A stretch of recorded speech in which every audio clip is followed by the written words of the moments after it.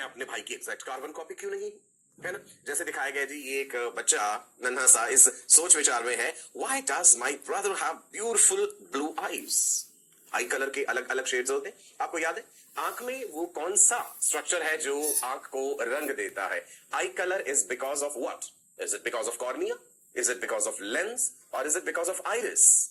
आंखों का जो रंग है that is because of the pigment present in iris. Iris gives colour to your eye, और ये जेनेटिकली ट्रांसमिट होता है। समझेंगे इन चीजों को। चलो ना थोड़ा सा याद करते हैं, क्लास 11th में जो हमने सेल स्ट्रक्चर डिटेल में पढ़ा था। Cell the structural and functional living unit of life, याद है जी आपको। एक सेल की अलग अलग ऑर्गेनल्स जो हमने पढ़े थे कि भाई सेल में सेल मेम्ब्रेन होती है। सेल मेम्ब्रेन के अलावा हमने माइटोकॉन्ड्रिया के बारे में पढ़ा, that is the power house of the cell. Golgi complex, Golgi body के बारे में जाना। एक बहुत ही इंपॉर्टेंट ऑर्गेनल के बारे में डिस्कस करा था, that is nucleus. Nuclear membrane, pores होते हैं उसमें। न्यूक्लियस के अंदर क्या पढ़ा था हमने, याद है, genetic material of the cell, right, DNA, chromosomes. अभी हम रिलेट करेंगे कि भाई क्रोमोसोम क्या है, ये डीएनए क्या है, और ये जीन क्या होता है। इस चैप्टर में जीन शब्द बार बार इस्तेमाल होगा, जेनेटिक्स कहा ना मैंने। सो पहले हम समझ लेते हैं कि जीन होते क्या हैं। चले राइट है, कौन से वाले जीन की बात कर रहा हूं, it is GENE। What is gene, what is DNA, what are chromosomes. याद कीजिए न्यूक्लियस, राइट जी। सो न्यूक्लियस के अंदर होता है जेनेटिक मटेरियल, और जेनेटिक मटेरियल है जी क्रोमोसोम्स। क्रोमोसोम्स किससे बने हैं, डीएनए से। प्रोटीन्स भी प्रेजेंट है वहां पे। Genetic material as chromosomes during the metaphase of mitosis. Mitosis में हमने अलग अलग स्टेजेस पढ़ी थी, prophase, metaphase, anaphase, telophase. Chromosomes कब नजर आते हैं, मान लीजिए आपने एक सेल में प्रॉपरली क्रोमोसोम स्टडी करने हैं कि भाई जैसे हम बनाते हैं क्रोमोसोम डायग्राम में कुछ इस तरह से, राइट, ये हमें कब नजर आएंगे सेल में, मेटाफेज के टाइम पे, सेल डिवीजन के टाइम पे हमें इस तरह के क्रोमोसोम्स नजर आते हैं। और ह्यूमंस के केस में अगर हम बात करें 2n = 46, याद है ना क्रोमोसोम नंबर। क्रोमोसोम तो बहुत ही कंडेंस्ड फॉर्म में है। अगर मैं एक क्रोमोसोम को लेके अनवाइंड करता जाऊं, खोलता जाऊं, समझ लीजिए कि ऊन का एक गोला है, उसके ऊपर ऊन ऐसे ऐसे ऐसे लिपटी होती है ना। सो वो धागा मैं निकालता जाऊं, खोलता जाऊं, अल्टीमेटली तो वो डीएनए ही तो है, राइट जी। सो आप देखिए यहां पे हमने क्रोमोसोम दिखाया। क्रोमोसोम किससे बना है, क्रोमेटिन फाइबर से। आपको न्यूक्लियोसोम मॉडल याद होगा शायद। क्रोमोसोम किससे बना है, क्रोमेटिन फाइबर से। क्रोमेटिन फाइबर को भी जब हमने बिल्कुल खोल दिया सो हमें मिल गया जी डीएनए। हिस्टोन ऑक्टोमर याद है, उसके चारों तरफ लिपटा हुआ है। सो ये है जी डीएनए। सो सारी कहानी जेनेटिक्स की बस इसी डीएनए पर ही आधारित है।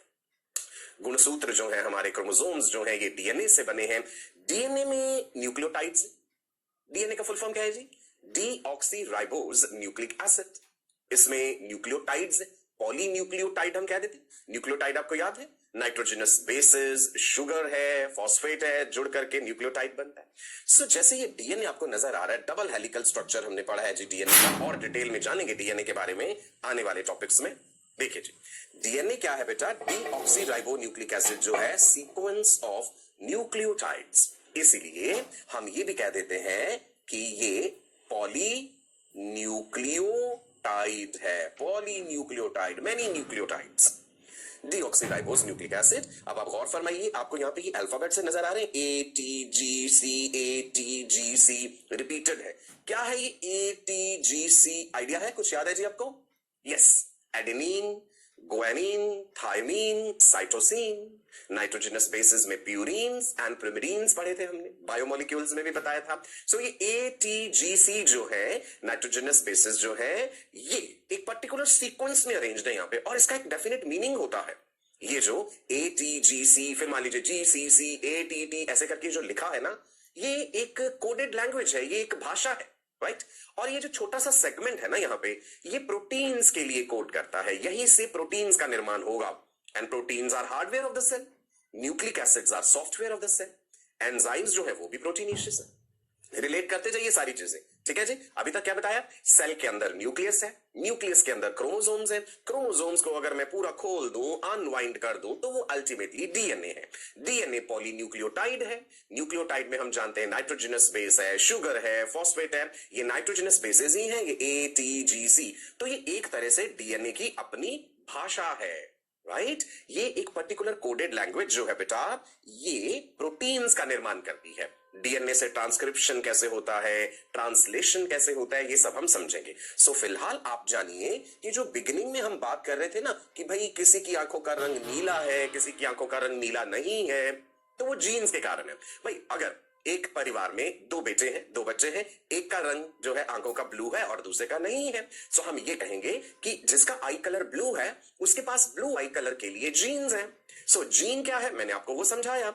Gene is a segment of DNA, एक शॉर्ट सेगमेंट ऑफ डीएनए मान लीजिए सादी भाषा में, जिसके ऊपर की एक कोडेड लैंग्वेज लिखी हुई है, एक भाषा है वो, और वो डी कोड होती है प्रोटीन्स की फॉर्म में, और प्रोटीन्स ही तो सेल का सारा काम करते हैं। एंजाइम्स जो है वो प्रोटीनेशियस है नेचर में।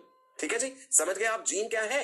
डीएनए मैंने आपको पूरा खोल के दिखाया, तो जो इतना टुकड़ा है डीएनए का वो जीन है। सो ढेर सारे जीन्स होंगे टोटल, हम पढ़ेंगे कि कितने जीन्स हैं ह्यूमंस में, है ना। ह्यूमन जीनोम प्रोजेक्ट जब हम पढ़ेंगे ना, उसमें बताऊंगा आपको, right ji.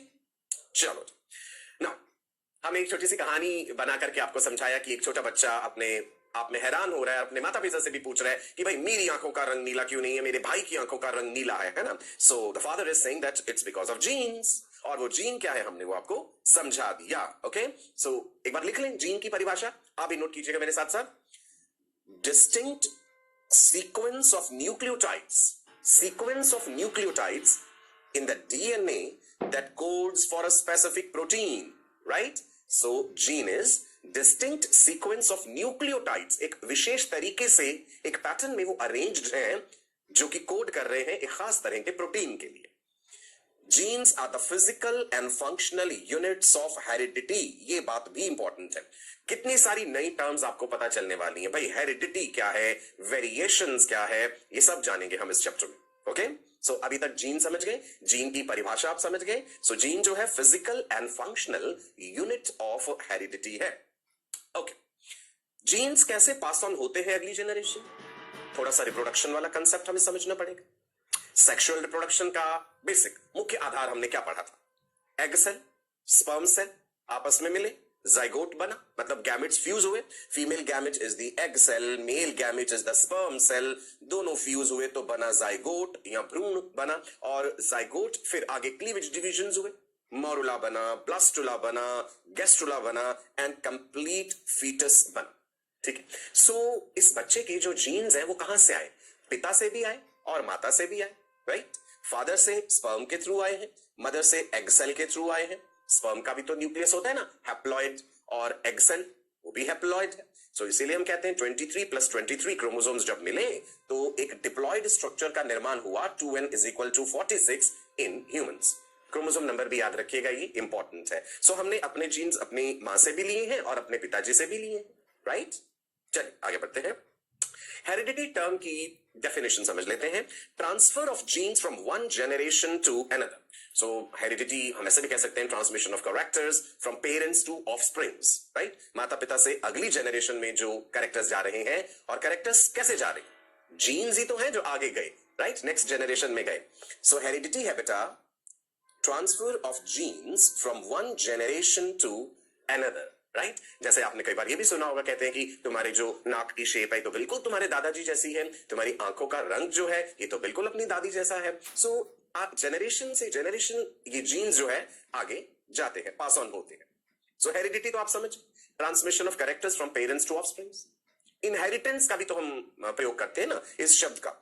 Inheritance is the act of transfer of genes, it is the act of transfer of genes from one generation to another. जैसे मैं कहूं कि मैंने ये इनहेरिट करा है अपने माता पिता से, राइट। कई कैरेक्टर्स है कि मैंने स्किन कलर इनहेरिट करा है अपने माता पिता से, आंखों का रंग इनहेरिट करा है, कद काठी जो है वो इनहेरिट करी है। आप सोच रहे होंगे कि क्या हर कैरेक्टर के लिए, फिनोटाइप में जो आपको कैरेक्टर नजर आ रहा है, हर कैरेक्टर के लिए जीन्स है, या कुछ ऐसे कैरेक्टर भी हैं जिनके लिए जीन्स नहीं है, है ना। ये भी समझेंगे हम आगे, सोचिए, इंटरेस्टिंग होने वाला है ये चैप्टर बहुत ज्यादा। जेनेटिक्स क्या है? Genetics it is the branch of biology which deals with the study of inheritance and variations, या कह दीजिए genetics the branch of biology dealing with study of genes and inheritance. Clear है जी? So genetics is the branch of biology which deals with study of genes, their inheritance यानी heredity, which is what? Transmission of characters. So genetics में हम heredity भी पढ़ेंगे और variations के बारे में भी पढ़ेंगे। variations भी बड़ी इंपॉर्टेंट बात है। आप ये भी तो कह सकते हैं कि भाई देखिए मेरा आंखों का रंग ब्लू है लेकिन मेरे मॉम डैड की आंखों का रंग तो ब्लू नहीं है, तो ये कैसे हो गया संभव? नाउ वेरिएशन समझना जरूरी है। Variations are small genetic differences, छोटे छोटे genetic differences which are found among organisms belonging to same species. Variations होना जरूरी है। क्यों होना जरूरी है? इवोल्यूशन के लिए। कई बार मैंने आपको पहले भी बताया और ये याद भी रखिएगा, variations provide raw material, variations provide raw material for evolution. We are products of sexual reproduction, है ना? सेक्सुअल रिप्रोडक्शन ही तो होता है ह्यूमंस में, तो वैरायटी होना जरूरी है। Sexual reproduction results in variety, variety होगी तो इवोल्यूशन होगा। इवोल्यूशन भी डिटेल में हमने पढ़ना है ना। सुनिए मेरी बात, हमने जो क्रोमोसोम्स की बात करी, जीन्स की बात करी, न्यूक्लियोटाइड्स की बात करी, ये सब चीजें तो बहुत बाद की हैं। ये जब मॉडर्न टेक्नोलॉजी हमारे पास आ गई कि हम ये समझ पाए कि भाई जीन्स एक्चुअल में होते क्या है ना? मॉडर्न टेक्नोलॉजी की आवश्यकता पड़ी इसके लिए। बड़ी बेहतरीन स्टेनिंग टेक्निक्स होनी चाहिए, बड़े हाई फाई माइक्रोस्कोप्स होने चाहिए, इलेक्ट्रॉन माइक्रोस्कोप होना चाहिए, तभी तो हम ये सब चीजें समझ पाए होंगे। तो उससे पहले अगर हम बहुत पुराने समय की बात करें, तब वैज्ञानिकों ने किस प्रकार से समझा होगा इस चीज को कि भाई कैरेक्टर्स पेरेंट्स से ऑफस्प्रिंग्स में अगली जनरेशन में कैसे जाते हैं, राइट जी? मॉडर्न टेक्नोलॉजी ने हमें डीएनए का स्ट्रक्चर समझा दिया, जीन्स के बारे में समझा दिया, लेकिन पहले ये सब बातें नहीं पता थी। So structure of DNA, chromosomes, genes, it was not known back till 19th century, right? तो इंटरेस्टिंग है ये जानना कि उस समय पे कैसे ये सब चीजें पता चली हो। चलिए आगे बढ़ते हैं। Era of Mendel, Gregor John Mendel. Genetics का जब भी जिक्र होता है, एक नाम जो जरूर आता है, जो पायनियर रहे इसमें, जिनके शुरुआती एक्सपेरिमेंट्स ने एक तरह से आधार बना दिया, नींव बना दी जेनेटिक्स की, वो हैं जी ग्रेगोर जॉन मैंडल, राइट? और आपको ये मटर का पौधा भी नजर आ रहा है यहाँ पे। सो क्या रिलेशनशिप रहा है इस मटर के पौधे में एंड जेनेटिक्स में, वो हम अब जानेंगे। एक्साइटेड है सब लोग? ओके जी। Gregor John Mendel was born in 1820s to a poor farmer family in Austria. ठीक है, ऐसे सवाल आपसे वैसे पूछे नहीं जाएंगे कि वैज्ञानिक का जन्म कब हुआ, कहां पे हुआ, लेकिन एक हल्का आइडिया आपको इस चीज का जरूर होना चाहिए। उनका बचपन जो है वो बीता अपने पिता के साथ खेती बाड़ी करते हुए, राइट?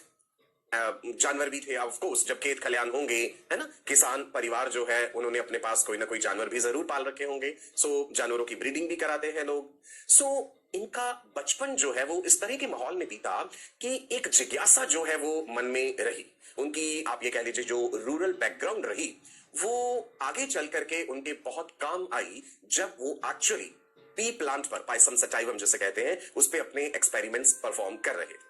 कहते हैं ना, किसी भी प्रकार की शिक्षा जो आपने ग्रहण करी है, नॉलेज किसी भी प्रकार की जो आपने ली है, वो कभी वेस्ट नहीं जाती। जो कुछ भी आपने सीखा है अपने जीवन काल में, बचपन में कह लीजिए या उसके बाद कह लीजिए, वो काम जरूर आता है। सो ऐसा ही कुछ मैंडल के साथ भी रहा।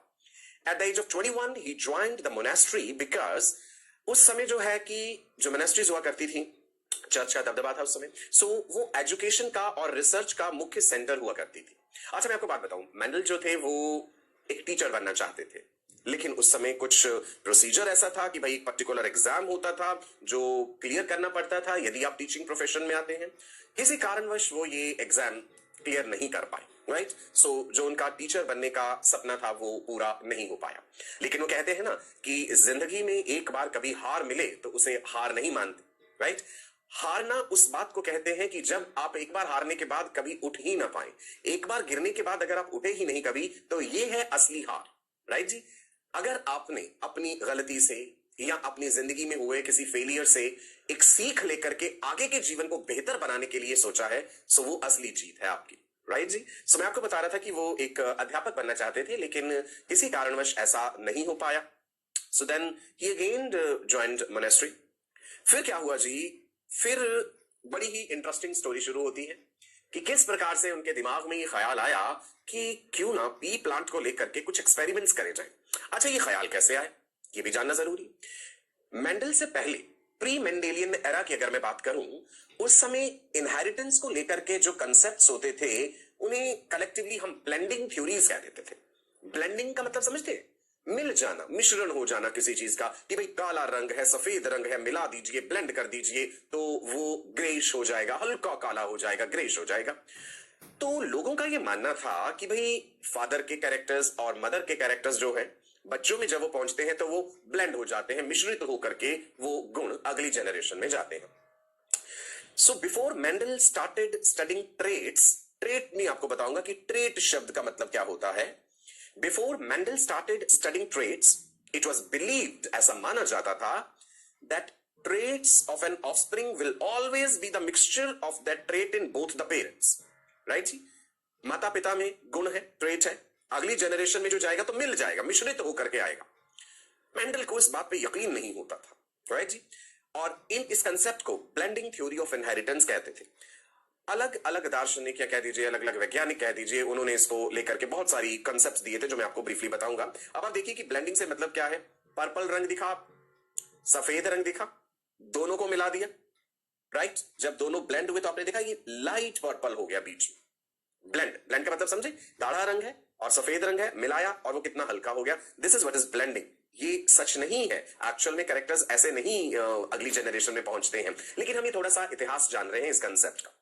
सो थ्योरीज ऑफ ब्लेंडिंग इनहेरिटेंस की अगर मैं बात करूं, बहुत सारे दार्शनिक कह लीजिए, फिलोसोफर्स कह दीजिए, वैज्ञानिक कह दीजिए, इन्होंने कई कंसेप्ट्स दिए। पाइथागोरस ने मॉइस्ट वेपर थ्योरी दी, एरिस्टोटल ने फ्लूइड थ्योरी दी, स्वेमडान ने प्री फॉर्मेशन थ्योरी दी, मोपर्चियस ने पार्टिकुलेट थ्योरी दी, डार्विन ने थ्योरी ऑफ पैनजेनेसिस दी, एंड विस्मैन का concept theory of continuity of germ plasm. आपको ये सब रटनी नहीं है ना? ऐसा जरूरी नहीं है आप एक एक थ्योरी को पढ़ें और उसका नाम जाने, नहीं। बस मोटे तौर पे मैं आपको ये बता रहा हूं कि ये अलग अलग जो वैज्ञानिक या दार्शनिक लोग रहे, फिलोसोफर्स, इन्होंने ये अलग अलग कंसेप्ट्स दिए।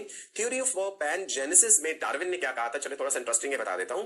डार्विन ने जब अपनी थ्योरी ऑफ नेचुरल सिलेक्शन दी थी, इवोल्यूशन में हम पढ़ेंगे, उसमें उन्होंने कैरेक्टर्स की ट्रांसमिशन कैसे होती है अगली जनरेशन में, जब लोगों ने उनसे ये सवाल किया कि भाई कैसे होती है अगली जनरेशन में ये ट्रांसमिशन, तो उन्होंने एक अपना ही कंसेप्ट दे डाला, थ्योरी ऑफ पैनजेनेसिस। उन्होंने कहा every part of the body produces a factor called pangene. Darwin ने कहा every organ of your body is producing a factor called pangene. This factor और pangene is released into blood. इसे organ blood में release कर देते हैं, and through blood it is passed on to the next generation. Completely discarded है ये concept, गलत है ये, राइट जी? थ्योरीज बदलती भी हैं, समय के अनुसार थ्योरीज डिस्कार्ड भी होती हैं, कई थ्योरीज चेंज भी होती हैं, नए कंसेप्ट्स भी ऐड होते हैं। विस्मैन जो थे, ऑगस्ट विस्मैन, इनके बारे में भी बताऊंगा, राइट जी? लैमार्किज्म कंसेप्ट को क्रिटिसाइज करा था इन्होंने। विस्मैन को जब हम पढ़ते हैं तो एक एक्सपेरिमेंट था इनका कि भाई इन्होंने चूहे की पूंछ को कई जनरेशंस तक काटा, उन्हें आपस में ब्रीड कराया और अगली जनरेशन में इन्हें जो है पूंछ कटा चूहा नहीं मिला, उसकी पूंछ इंटैक्ट थी। सो इन्होंने कहा अगर character as it is transmit अगली जनरेशन में होते हैं तो फिर मुझे, जब मैंने एक्सपेरिमेंट किया कि भाई एक मेल रैट जिसकी पूंछ काट दी, एक फीमेल रैट जिसकी पूंछ काट दी, उनको जब ब्रीड कराया तो अगली जनरेशन में जो बच्चे पैदा होंगे उनके रैट्स, उन्हें पूंछ नहीं होनी चाहिए थी, लेकिन ऐसा नहीं हुआ, उन्हें पूंछ दी। सो विस्मैन ने ये कहा था कि जो जर्म प्लाज्म होता है, राइट, जर्मिनल सेल्स जो होते हैं, जर्म प्लाज्म जो है, उनमें अगर कोई बदलाव आएगा तो अगली जनरेशन में जाएगा। शरीर के सोमेटिक सेल्स में हो जाने वाले बदलाव अगली जनरेशन में नहीं जाएंगे। ये बातें हम आगे भी पढ़ेंगे, राइट? नाउ अभी मैं क्या बता रहा हूं आपको, मेंडल से पहले जो कंसेप्ट्स थे प्री मेंडेलियन एरा की अगर हम बात करें, थ्योरीज ऑफ ब्लेंडिंग इनहेरिटेंस, सो इन सब लोगों ने, इन सभी दार्शनिक जो थे या वैज्ञानिक कह लीजिए, इन्होंने जो कंसेप्ट दिए वो ब्लेंडिंग टाइप इनहेरिटेंस के थे, जिसपे कि मेंडल को यकीन नहीं होता था। So Mendel had doubts about this blending theory. उन्होंने कहा कि भाई चलो इसको टेस्ट करके देखते हैं, राइट? कैसे? He started to experiment with his garden pea plants.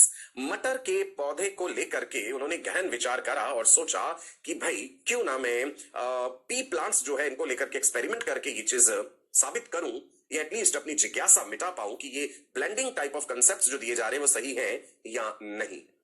ठीक है जी, चलिए इस कहानी से बाहर निकलते हैं और जानते हैं मेंडल्स एक्सपेरिमेंटल मॉडल। जब भी आप कोई रिसर्च करने चाहते हैं तो आपको कोई ना कोई एक्सपेरिमेंटल मॉडल तो चुनना ही है, राइट? इस केस में एक्सपेरिमेंटल मॉडल क्या है जी? गार्डन पी, मटर का ये खूबसूरत सा पौधा जो आप देख पा रहे हैं, बोटानिकल नेम है pisum sativum, right? Common edible pea, मटर जो हम खाते भी हैं, है ना।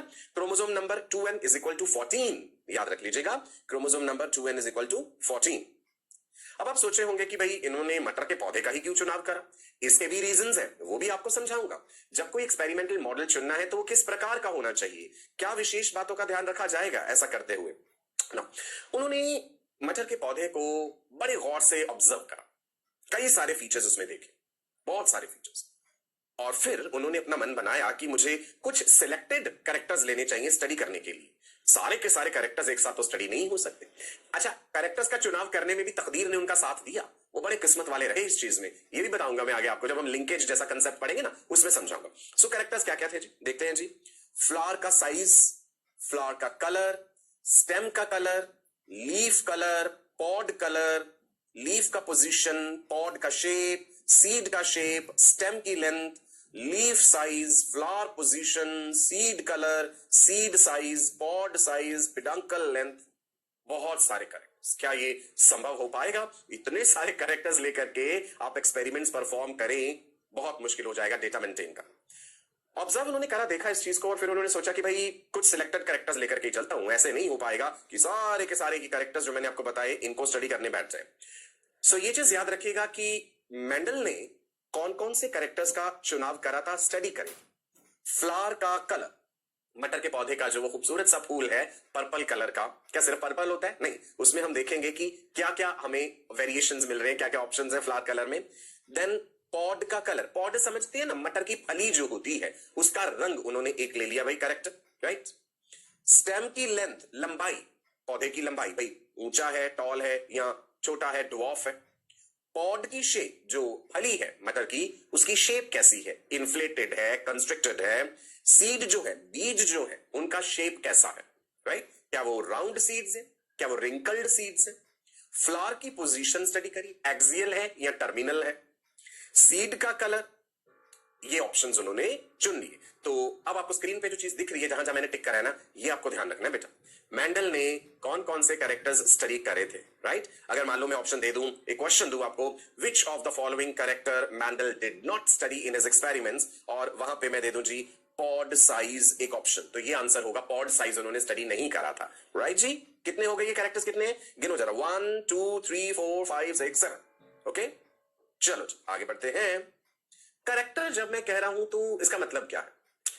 अ heritable feature that varies among individuals, एक ऐसा विशेष गुण।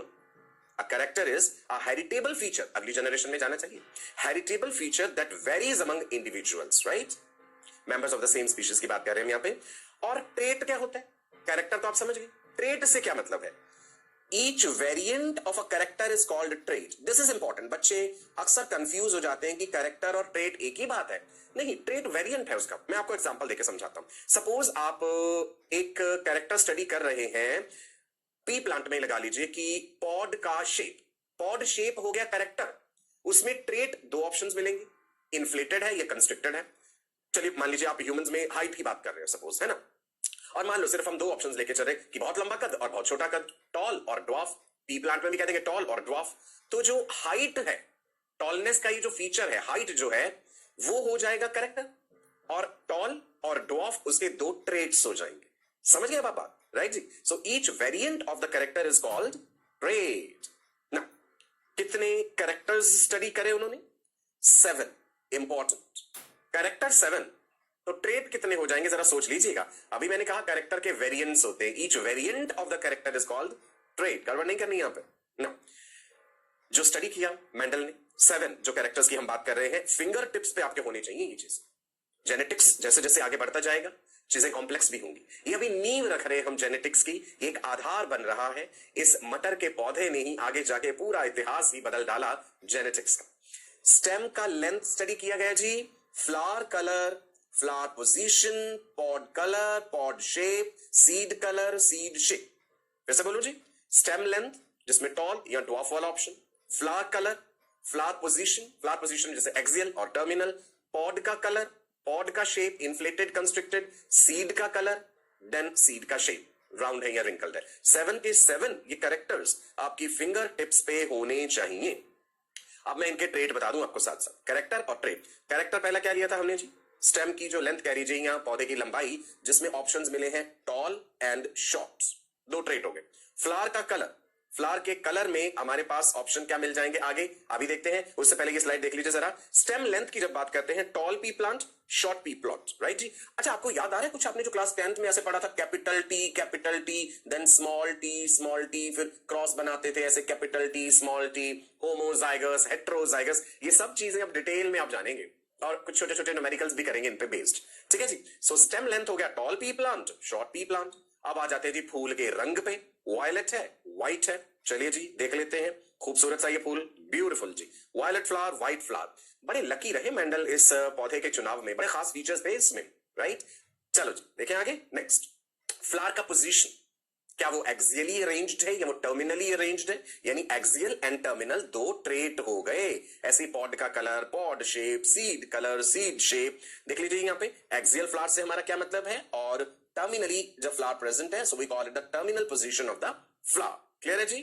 नाउ नेक्स्ट देखें, सी पॉड का कलर देख लीजिए। फली जो है, मटर की फली हरे रंग की है, ग्रीन पॉड, और येलो है यानी येलो पॉड। ओके, अभी शेप का भी जिक्र करते हैं आगे जी। इन्फ्लेटेड है या कंस्ट्रिक्टेड है, ये देखो ऐसे फूली हुई फली है या बीच बीच में कंस्ट्रिक्शंस है। कंस्ट्रिक्टेड से आप समझ गए, ये शेप देखिए इसकी ऐसी, this is called constricted pod, right. Next देखिए जी, इधर सीड का कलर, बीज का रंग, मटर जो है एक्चुअली मटर की फली के अंदर मटर होंगे ना, येलो सीड और ग्रीन सीड, दो हैं जी ऑप्शंस। सीड का शेप देखिएगा व्हाट्स, राउंड और रिंकल्ड, दो ऑप्शंस। राउंड है, बिल्कुल गोल है, और रिंकल्ड। क्लियर है जी। 7 कैरेक्टर्स हम जान पाए अभी तक, राइट। नाउ पी प्लांट जो है, क्या खास फायदे रहे इसका चुनाव करने के एज एन एक्सपेरिमेंटल मॉडल। मैंने पहले भी जिक्र करा, जब आप कोई एक्सपेरिमेंट करते हैं तो कई बातों को मद्देनजर रखना होता है, ध्यान रखना होता है। अब ऐसा तो नहीं है कि भाई आप शेर, चीता, हाथी, घोड़ा लेके उन पे एक्सपेरिमेंट्स करने जाएंगे, उन्हें ब्रीड कराएंगे, उनकी जनरेशन स्टडी करेंगे, इट इज नॉट पॉसिबल। आपको टोटल लाइफ स्पैन भी देखना है, रिप्रोडक्टिव लाइफ स्पैन देखना है, कि जो भी आप ऑर्गेनिज्म लेके चल रहे हैं, भाई चाहे आप पी प्लांट पे स्टडी करेंगे, आप कहोगे मुझे मैंगो ट्री पे स्टडी करना है या मुझे रैबिट पे, रैट पे करना है, पहले ये देख लीजिए कि उस पौधे का या जानवर का रख रखाव आसान है या नहीं है। इट इज वेरी डिफिकल्ट कि आप एक मैंगो ट्री के ऊपर एक्सपेरिमेंट्स करें और आप कहें कि मैं 100 जनरेशन स्टडी करूंगा मैंगो ट्री की, नहीं, हमारा स्वयं का ही अपना जीवन काल तब तक खत्म हो जाएगा। You getting it. So short life span होता है पी प्लांट का। पहला ये एक पॉजिटिव पॉइंट हमें मिल गया। दूसरा पॉजिटिव पॉइंट क्या है जी, it requires less maintenance and labour. रख रखाव जो है, देखभाल जो करनी है पौधे की, वो भी तो जरूरी है ना। मान लो किसी पर्टिकुलर तरह का क्लाइमेट चाहिए उसे और बहुत अच्छी जो है रख रखाव की जरूरत हो, तो बड़ा मुश्किल हो जाएगा हैंडल कर पाना उस चीज का। So less maintenance and labour हो उसमें।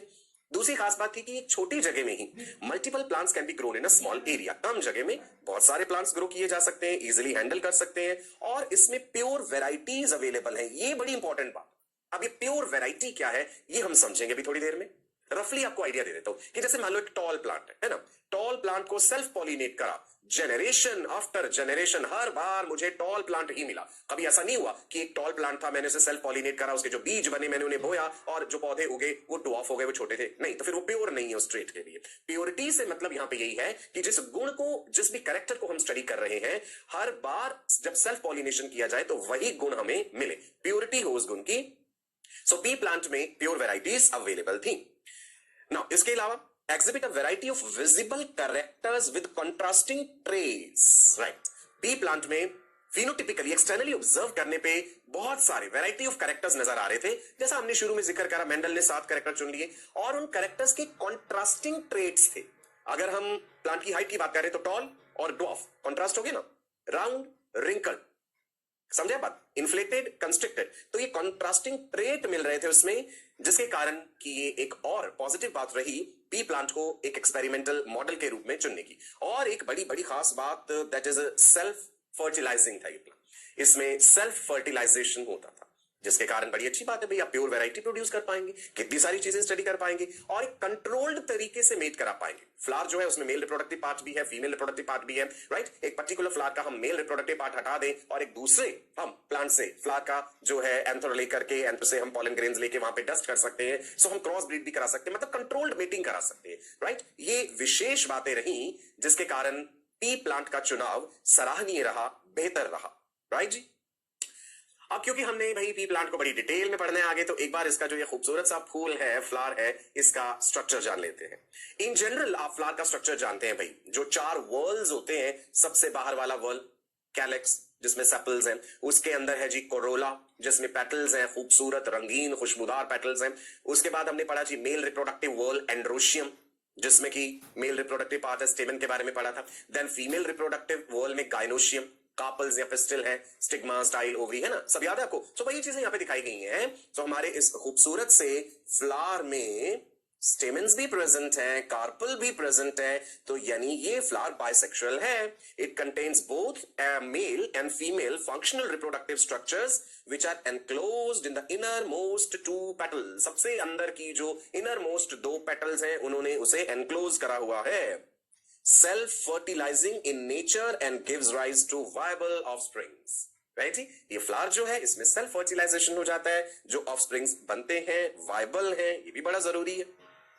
Now, Mendel could not understand why there was so much variation in pea plant if the blending theory was true। याद कीजिए कहानी कहां से शुरू करी थी कि भाई पुराने कंसेप्ट्स ये थे, राइट, कि जिसमें ब्लेंडिंग टाइप ऑफ इनहेरिटेंस होता है। तो मेंडल ने कहा भाई पी प्लांट को जब मैं ऑब्जर्व करता हूं, इतने अलग अलग तरह के कैरेक्टर्स मुझे नजर आ रहे हैं और कॉन्ट्रास्टिंग ट्रेट्स हैं, अगर ब्लेंडिंग वाला कंसेप्ट सही है तो फिर पी प्लांट में ये चीजें कैसे संभव है? Got it? So he decided to experiment with pea plant and understand the pattern of inheritance। पौधे में विशेषताएं तो सारी मिल गई थी, तो अब उन्होंने सोचा भाई क्यों ना एक्सपेरिमेंट परफॉर्म करे जाए, डेटा मेंटेन करा जाए। भाई समय तो लगेगा, जब आप एक लिविंग ऑर्गेनिज्म के साथ डील कर रहे हैं, चाहे प्लांट हो चाहे एनिमल हो, आपको कोई विद इन कह दीजिए मिनट्स या आवर्स या विद इन वीक्स रिजल्ट नहीं मिल जाएंगे, समय लगेगा। बीज बोया है धरती में तो एकदम से वो उग के पौधा तो नहीं बन जाएगा ना, समय तो लगेगा ना। अंकुरित होगा सीड, नन्हा पौधा बनेगा, फिर वो फुल ग्रोन प्लांट होगा, फिर वो रिप्रोड्यूस करेगा, उसके बीज बनेंगे, फिर उन बीज को बोया जाएगा। तो एक लंबी अवधि लगेगी, एक लंबा समय लगेगा जब आप वो एक्सपेरिमेंट सक्सेसफुली कर पाए और पूरा डेटा मेंटेन कर पाए। ऐसा नहीं है कि 2-4 जनरेशन तक बस जी 2-4 पौधों को कर लिया, सेल्फ फर्टिलाइजेशन करा दिया और बस अपना डेटा मेंटेन कर दिया और कह दिया जी हाँ जी बन गए जी ये हमारे इनहेरिटेंस को लेकर के नए कंसेप्ट्स। नहीं, यू गेटिंग इट, समय लगेगा इस चीज में। सो एक्सपेरिमेंटल टेक्निक जो मेंडल ने लगाई वो क्या थी, मतलब प्रोसीजर क्या था, सुनिएगा। सबसे पहली बात तो है भाई selection of the pure parent plants. यदि मैं ये स्टडी करने जा रहा हूं कि भाई एक टॉल पी प्लांट को जब मैं क्रॉस कराता हूं एक शॉर्ट पी प्लांट से, ठीक है, तो अगली जेनरेशन में मुझे क्या मिलेगा। लेकिन सबसे पहली बात है भाई जो टॉल प्लांट जैसे मैं कह रहा हूं, मानो मैंने ये पौधा देखा भाई ये टॉल है, सबसे पहले मुझे ये जानना जरूरी है ये टॉलनेस वाले इस कैरेक्टर में प्योर है या नहीं है। अब प्योरिटी का मतलब समझिएगा, इस पी प्लांट को मैंने सेल्फ पॉलिनेट करा, इसके बीज बने, अगली जनरेशन आई, बीज बोए, पौधे उगे, वो भी टॉल। मैंने कहा दे भाई अभी भी मुझे चेक करना पड़ेगा प्योरिटी है या नहीं है, कहीं ऐसा ना हो कि जो इसके बच्चे हो आगे, इसकी अगली जनरेशन हो वो टॉल ना हो। तो मैंने वो जो नई जनरेशन आई F1 जनरेशन बोलेंगे, फर्स्ट फीलियल जनरेशन F1, मैं समझाऊंगा आगे ये बात भी। सो जो नेक्स्ट जनरेशन टॉल प्लांट की आई उसको सेल्फ पॉलिनेट करा, उसके बीज बोए, उससे प्लांट बने, फिर उसे सेल्फ पॉलिनेट करा। ऐसा कई बार कई जनरेशन तक करने पे जब आप श्योर हो जाएं कि ये प्योर है उस पर्टिकुलर कैरेक्टर के लिए, तो हम उसका चुनाव कर लेंगे। इज इट क्लियर जी? So parent plant. दूसरा, hybridization of pure plants for F1 generation। hybridization of the pure plants for the F1 generation। तो ये प्योर प्लांट है, मैंने इसे कह दिया प्योर टॉल प्लांट, और ये प्योर शॉर्ट प्लांट है, इनको क्रॉस कराया, अगली जनरेशन जो आई इसको कहा F1, ये हुआ जी हाइब्रिड, राइट, हाइब्रिड बना दिया हमने F1 generation, first filial generation कहते हैं। सो ये अगला स्टेप था। पहला था प्योर प्लांट का चुनाव करना, सेकंड था उन्हें हाइब्रिडाइज करा देना, तीसरा था self breeding in hybrid plants for F2 and F3 generation. अब ये जो F1 जनरेशन आ गया, ये जो हाइब्रिड आ गया, इसको फिर सेल्फ ब्रीड कराओ और फिर देखो कि भाई अगला नतीजा क्या है ना। जैसे आपने अभी तक 10th में पढ़ा था कि भाई कैपिटल टी स्मॉल टी, हमें हाइब्रिड मिला कैपिटल टी और स्मॉल टी। फिनोटिपिकली देखने में ये टॉल है, लेकिन जीनोटिपिकली जब हम देखते हैं तो हमें पता चल रहा है कि भाई इसमें कुछ और भी छुपा हुआ है। तो इसको जब मैं सेल्फ फर्टिलाइज करा दूं, राइट जी, तो अगला नतीजा क्या होगा, राइट जी, टॉल भी मिल जाएंगे और ड्वार्फ या शॉर्ट प्लांट भी मिल जाएंगे। पढ़ेंगे सब चीजें आगे, अभी घबराइएगा मत कि मैंने ये कैपिटल टी 2 बार क्यों लिखा है, ये सब समझाऊंगा आपको कि होमोजाइगस सिचुएशन क्या है, होमोजाइगस डोमिनेंट क्या है, हेटेरोजाइगस डोमिनेंट क्या है, होमोजाइगस रिसेसिव क्या है, ये सब हम जानेंगे। धीरे धीरे सारे पन्ने खुलते जाएंगे, बस टर्मिनोलॉजी से अपने आप को एक्वेंट कराते जाइए, फेमिलियर करवाते जाइए। सो मेंडल ने चुन लिया जी पी प्लांट, और प्रोसीजर रखा कि पहले selection of the pure parent plant, number 2 उन प्योर वेराइटीज को आपस में ब्रीड करा के F1 जनरेशन मिल गया हमें, राइट, हाइब्रिड कहा जैसे, हाइब्रिड को फिर हमने सेल्फ ब्रीड कराया और F2 जनरेशन और इवन F3 जनरेशन भी स्टडी करा। Now, what is this mono hybrid experiment? Mono word लगा यहां पे, mono is referring to single, कि एक सिंगल कैरेक्टर लेके चल रहे। पौधा जो है पी प्लांट है, उसमें तो ढेर सारे कैरेक्टर्स हैं, फ्लावर का कलर, फ्लावर की पोजीशन, पॉड का कलर, पॉड का शेप, सीड का कलर, सीड का शेप, कितनी सारी चीजें, तो इतने सारे कैरेक्टर एक साथ नहीं स्टडी करने। अभी एक बात लेके चलते हैं, मोनो हाइब्रिड एक्सपेरिमेंट क्या था। तो ये है जी ट्रू ब्रीडिंग प्लांट जो है, येलो पी प्लांट लिया हम, ये ग्रीन पी प्लांट, राइट जी, ये रहे जी इनके फ्लावर्स। क्या टेक्निक लगाई जाएगी ये भी देखते हैं जी आगे। ट्रू ब्रीड से पहले मतलब समझ लो, plant which undergoes self fertilisation for several generations such that their traits remain unchanged, उसे ट्रू ब्रीडिंग कहेंगे। सेल्फ फर्टिलाइजेशन कई जनरेशंस तक होता रहे और तब भी उसका वो गुण, वो character as it is maintained रहे। से फॉर एग्जांपल आपने एक प्लांट चुना जिसमें येलो कलर के पीस है, उसका सेल्फ फर्टिलाइजेशन कराया, कई बार कराया, हर बार आपको येलो पीस ही मिले, तो आप कह देंगे ये येलो कलर के लिए ट्रू ब्रीडिंग है, ठीक है जी। और ऐसा ही मान लो ग्रीन पीस लिए हम, इनको सेल्फ फर्टिलाइजेशन कराते रहे इस पौधे का, राइट, और हर बार हमें ग्रीन पीस ही मिले, तो ये ट्रू है जी उस कैरेक्टर के लिए। नो, सबसे पहली बात है कि जब आपने एक्सपेरिमेंट करना है, फ्लावर के साथ आप डील कर रहे हैं, सो आपको ये एंश्योर होकर के चलना है कि आप सेल्फ फर्टिलाइजेशन चाह रहे हैं उसमें, या आप वहां क्रॉस फर्टिलाइजेशन कराने जा रहे हैं। फ्लावर का स्ट्रक्चर हमने पहले देख लिया था, बाइसेक्सुअल है, मेल रिप्रोडक्टिव पार्ट भी प्रेजेंट है, फीमेल रिप्रोडक्टिव पार्ट भी प्रेजेंट है। सो हमने क्या करा कि भाई जैसे ये पर्पल वाला फ्लावर आपको दिख रहा है जी, ये इसमें कार्पल है, कैन यू सी, राइट। सो हमने क्या करा कि हम चाहते हैं इसका अपना ही एंथर से पॉलन ग्रेन्स गिर के सेल्फ फर्टिलाइजेशन ना करते, क्योंकि हम एक दूसरे रंग वाला जो फूल है, जो दूसरा ट्रेट है दैट इज व्हाइट, उसके साथ इसे ब्रीड कराना चाहते हैं, क्रॉस करा रहे हैं। सो करना क्या होगा, इसका जो है स्टेमन है, मेल रिप्रोडक्टिव पार्ट जो है वो हटाना होगा, इमेस्कुलेट करना होगा। इमेस्कुलेशन कहते हैं जी, स्टेमन्स हमने काट दिए, हटा दिए। अब क्या करना होगा जी, दूसरा जो फ्लावर है आपका व्हाइट कलर जो है, वहां से स्टेमन से पॉलन ग्रेन्स इस ब्रश की मदद से हमने ट्रांसफर कर दिए, डस्टिंग कर दिया जी पॉलन, राइट। और इसमें बैगिंग भी करना हो हमें, बैगिंग के बाद टैगिंग भी करते हैं। ये भी तो ध्यान रखना होगा ना कि कौन से प्लांट के साथ क्या एक्सपेरिमेंट करा है आपने, ये कौन सी जनरेशन है। ऐसा थोड़ी है खेत खलिहान में हजारों पौधे हैं, आप कैसे पहचान पाएंगे कि कौन सी जनरेशन वाले थे, इसमें आपने क्या एक्सपेरिमेंट कर रखा है। सो पूरा प्रॉपर डेटा मेंटेन करने के लिए बैगिंग, टैगिंग सब जरूरी होता है इसमें, ठीक है जी। नाउ मोनो हाइब्रिड एक्सपेरिमेंट में हमने क्या करा बेटा जी, येलो पी प्लांट जो है उसे हमने चाहा कि वो फीमेल की तरह बिहेव करे, इन द सेंस कि उसका मेल रिप्रोडक्टिव पार्ट रिमूव करना होगा, तब आपने कह दिया ये फीमेल प्लांट है, ठीक है जी। और जो ग्रीन वाला है वहां से मेल रिप्रोडक्टिव पार्ट से, यानी एंथर से जो हमने लिए हैं पॉलन ग्रेन्स, उनको डस्ट कर देना है, उनको डाल देना है उस पे जैसे हम फीमेल मान के चल रहे हैं फ्लावर को। इज इट क्लियर जी, राइट। नो, मान लीजिए अगर हम चल रहे हैं पॉड को लेकर के कैरेक्टर ले रहे हैं, तब भी वो बात सेम होगी, ठीक है जी। ना यहां पे क्या हुआ कि जब हमने एक्सपेरिमेंट कर दिया अपना, पी पॉड जो है हमारे पास बन गया, प्लांट हमने फर्टिलाइज कर दिया, क्रॉस फर्टिलाइज, बीज बने, बीज हमने बोए, अगली जनरेशन आएगी। सो पी पॉड यहां पे आपको दिखाया गया जी। ना You know that the carpel matures into the pea pod. हमने जब प्लांट रिप्रोडक्शन पढ़ा था तो ये जाना था, ओव्यूल्स जो है वो बीज बनते हैं, ओवरी जो है वो फ्रूट बनती है। सो मटर की जो फली हमें मिली, जो हमने एक्सपेरिमेंट करा है अभी अभी, राइट, मटर की फली जो मिली, उसके जो बीज हैं, मटर है अंदर, वो सीड्स जो है उनको हमने ग्रो करा, इन द सेंस कि हमने वो बीज जो है बोए, seeds from the pod we have planted. Seeds germinate करेंगे, नन्हे पौधे उससे बनेंगे, और हमारी जो पहली जनरेशन है वो प्लांट्स कहलाएंगे first filial generation, F1 first filial, ऐसे F2 लिखेंगे, F3 जनरेशन भी होता है। इज इट क्लियर जी। ये मोनो हाइब्रिड एक्सपेरिमेंट है, बिकॉज यहां पे हम एक ही कैरेक्टर लेके चल रहे हैं।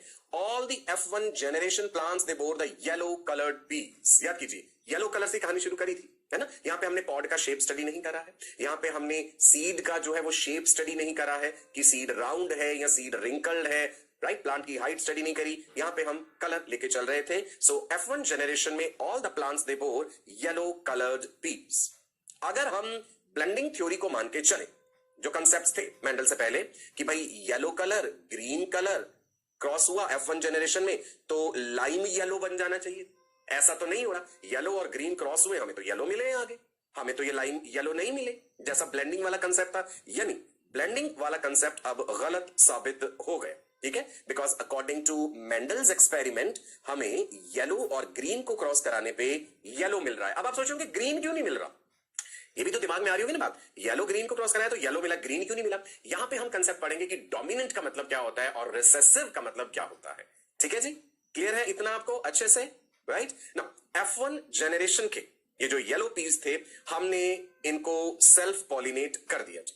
Self pollination of the F1 generation. Self pollination कैसे संभव है, प्लांट हमारा बाइसेक्सुअल है भाई, मेल रिप्रोडक्टिव पार्ट से जो पॉलन ग्रेन्स है उसी के फीमेल रिप्रोडक्टिव पार्ट पे गिरेंगे, सेल्फ पॉलिनेशन हो गया। सेल्फ पॉलिनेशन हुआ तो बीज बने, आपने वो बीज बो दिए। Seeds obtained from self pollination of the F1 generation, उन सीड्स को आगे प्लांट करा, सीड्स प्लांटेड मतलब बीज हमने बो दिए, राइट नाउ। अब क्या नतीजे मिले जी हमें, नेक्स्ट जेनरेशन जो अब आएगी that will be second filial generation F2। इस F2 की क्या विशेषता थी, आप कहेंगे येलो रंग के बीज बोए हमने, हाइब्रिड जो सीड थे F1 जेनरेशन वाले, इसमें क्या हुआ, many F2 generation plants with yellow peas, यहां पे येलो भी मिल गया, लेकिन साथ के साथ सम F2 generation plants with green peas भी मिले। देखो हमें क्या हुआ, सबसे पहले हमने येलो और ग्रीन को जब क्रॉस कराया तो हमें मिले येलो। ये येलो वाले जब सेल्फ पॉलिनेट कराए गए तो अगली जेनरेशन में येलो भी और ग्रीन भी, है ना विशेष बात। इनका भी पर्टिकुलर रेशो था जो हम समझेंगे, जितने उन्होंने बीज बोए, जितने पौधे वहां पे मिले, इट इज 6022 6022 2001 2001 ना। ये रेशो देखिए क्या है, 3.01:1। सो हम इसे राउंड ऑफ करके 3:1 कह देते हैं। ये था जी मोनो हाइब्रिड क्रॉस। आगे आने वाले क्लासेस में आपको डाई हाइब्रिड क्रॉस भी बताऊंगा, बहुत सारी चीजें समझाऊंगा। सो मोनो हाइब्रिड क्रॉस क्या है, cross between plants differing only in one character, केवल एक कैरेक्टर का जब आप चुनाव करके ब्रीड करा रहे हैं वो मोनो हाइब्रिड क्रॉस कहलाता है। चलिए एक सवाल हो जाए जल्दी से, क्वेश्चन सभी के लिए तैयार हैं आप लोग, राइट चलो इजी है क्वेश्चन, बिल्कुल सब लोग सही जवाब देंगे आई एम श्योर।